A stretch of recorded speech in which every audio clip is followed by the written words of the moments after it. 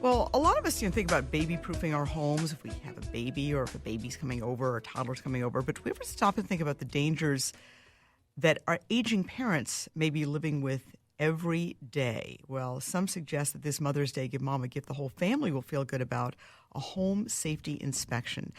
Joining us to talk about this is John Stuck. He is a senior care expert and the co-owner of Home Instead Senior Care. John, thanks so much for coming on. Well, thanks a lot, Esme. I appreciate being here tonight. All right. Let me ask you, what are some of the things that you think people should really watch out for when it comes to seniors who are still in their own homes? Because that's what most seniors obviously want, to stay in their own homes. Absolutely. Well, first I want to say that 85% of seniors have done nothing to prepare their home for aging. And you know what? As adult children, we don't really think about it all that much. I mean, our parents have oftentimes are living in a home they've been in for decades, raised their kids there, and they really don't think about, how to proof their homes and prepare themselves for, their later life and their other needs. So, you know what? It's a good time to do this. Start tomorrow, but, if nearly half of all accidents can be prevented just by doing simple things to 4 areas of the house. And what are those 4 areas? Well, as you can probably guess, the bathroom is the first and biggest. That represents about 70% of all the accidents. Really? And I would assume that many of those would be falls. Absolutely. Is there any other accident that takes place in the bathroom that's common? Well, you know what? Some of the simple things that you can do, Esme, is have some good handrails around the commode, near the shower, near the bathtub. Those are the real simple things. And most of these things I talk about as well are really inexpensive. So what about a bath mat? Making sure that bath mat has got a nice rubber backing and doesn't have any chance of moving or slipping. And that's good. I mean, that is definitely an inexpensive bet. Absolutely. There. I mean, that Easy. Can't be $10 maybe. Easy fix. You know what? One of the other things that I most think about too is ensuring that the water temperature of the house doesn't get over 120 degrees, because some of our seniors do have some dementia, memory loss, and those type of accidents can happen as well. What is something that's something I would not have thought of. Is that's something that you can obviously regulate? What is sort of the average temperature that most people set there? I have no idea in our house. What is the average temperature that most people set there? You know what? It's more like 130, 140 degrees. And that is scalding. So okay, and then you regulate that by putting in the cold and mixing it. You can do it two ways. You can get a faucet that regulates, or easier, just go to the hot water heater in the house. So the other place that I think of is really important to consider is the bedroom. Is the second highest risk of falls and other accidents in the house. So in the bedroom, you're going to want to, eliminate the clutter. That's a big thing. Newspapers, clothing, maybe that the ottoman or that comfy chair that you used to use that is more of an obstacle than it is a piece of furniture, or it's collecting things. So that's really important. Night lights. So those with vision problems, maybe have some mobility or impaired motor skills, can get their bearings better. One idea I really like is a rope light on a timer, and have it under the bed or along the perimeter of like a dresser or a piece of furniture to help them guide them where they need to go in the middle of the night. And when you say a rope light, I guess I'm not 100% sure what that is. Oh, a rope light, you can find them at any hardware store.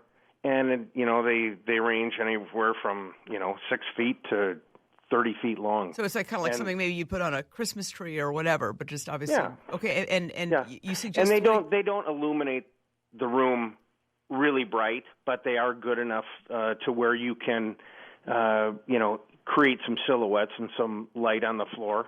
Oh, so put those along the floor to Yes. And again, explain that to me again.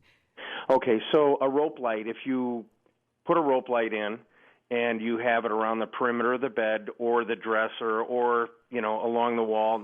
Oh, I see. So there's a dresser and you just put, because I was, what about tripping? So you're putting on the edges. Think of a movie right on theater. the edge. What's that? Think of a movie theater. You know how they have the lights along the steps? Okay, so you can see this. Thank you, Chris Elston, for doing that. I mean, sometimes I'm not somebody using TV. I'm not a visual person. I think that's a very interesting tip, though. I mean, you could almost use it for small children as well. We actually have it from our kids' room by the steps. Okay, and Chris has two very young little guys, and toddlers. Stairs between their room and the bathroom. Right, so you have those rope lights illuminating the stairs, the same thing. But I think the thought, so what you're saying is have those rope lights around the edges of something that they might trip on. Okay. Yeah, or just help to guide them. And you know what, put them on a timer so they go on at 9 o'clock at night and turn off at 5, 6, 7, whenever daylight. All right, and or even for steps as well as Indeed. Chris and his wife have done for their little guys. Indeed. I think that's a really interesting point and something that I obviously hadn't thought of because I don't even know what a rope light is. but that's a good one. What are some other ones? And very fashionable. So they're very fashionable. Some of the other ones, kitchens. Area rugs, those favorite dog-eared throw rugs you've got in front of the sink.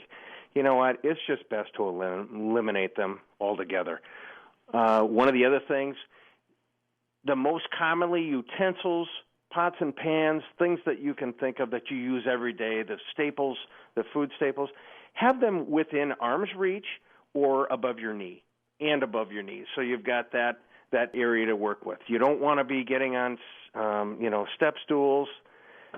Those are a huge fall risk for those over 65. And, so those are the things that are the most important.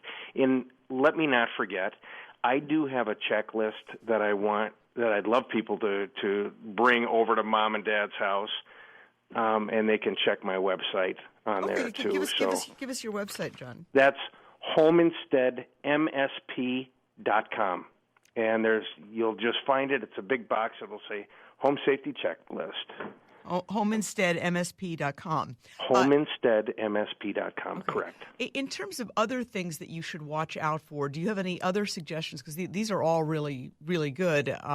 Any other thoughts about overall safety? The other one that I think is really important is the stairwell. Handrails, on both sides. Now, my mom, for example, favors a shoulder. So she uses her left arm and left hand to go down and up the steps, which I think is, and many people can use both. Make sure that obviously the lighting in a stairwell is as bright as you can possibly have it. Make sure that you've got, all the bulbs are working, which is pretty sensible. Maybe adding some lights to a stair. Making sure that there's a good definition of color or light to the top and bottom step. Although they're not fashionable, having, that yellow tape or slip-resistant stair tread on the top and bottom or all the way up the stairwell. You'll never get credit for an accident that doesn't happen. But, there you go. Your kids will, and it can be kind of a touchy subject to have. You've got your parents who've been in that house forever. they don't want to make any changes, or they don't think they want to make any changes. You're putting rope lights everywhere, and suddenly they're. I mean, let me ask you about that, because that's a good point. So you people come in and they start putting rope lights there, or the treads, or different reflectors so people can see the stairs.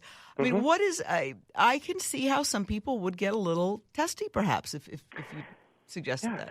It's my house. I've been here for 65 years. Why do I need this? Do it for me, Mom. Do it for me, Dad, because it'll make me feel a lot better about it. I know you might not need it. Let me ask you, do you have any suggestions, and we are emerging from that time, for seniors, obviously, and it's not just for seniors, but, in our winters, it's so tough. And certainly I know many people of all ages who've taken some pretty terrible falls on ice and snow. What are your thoughts about that? Because that's such a difficult time for all of us. But the consequences of a fall is so much greater if you're older. The consequences of a fall, if you are 65 or older, you fall and break a hip, you have a 50% chance of going back home or living without any additional assistance. That's a pretty big number. Wow. So, a lot of our, like in my business with our caregivers, that's one of the things that we're always on alert for in helping people. And not everybody can have home care, but, these things that we talk about, these safety things, are so important. And it just does not come to the forefront of everybody's mind, of anybody's. The adult children, the seniors, we just kind of brush over it. But if I didn't say this before, I need to make sure that I do. A third of all senior trips to the hospital or ER are from a fall or an accident in the home. So that is a huge number. It's not an ongoing illness or whatever. It's an actual accident. It's a real number. Wow. Right. Yeah, well, that is a staggering statistic. Again, give us your website again. It's homeinsteadmsp.com. All right. Well, John Stuck, senior care expert and co-owner of Home Instead Senior Care, and you're suggesting people start tomorrow. So if a lot of people out there suddenly have their adult children kind of suggesting, hey, how about some sticky stuff on the stairs? You know where it's coming from. Mom, I love you. We have to have a conversation. All right. Just, you know what? Download the checklist and do a little quiet one first. All right. Go through the home. It's a good way to start. All right. Well, John Stuck, thank you so much for coming on. We certainly appreciate it. Hey, have a great evening. Thank you so much. All right. Some great tips there.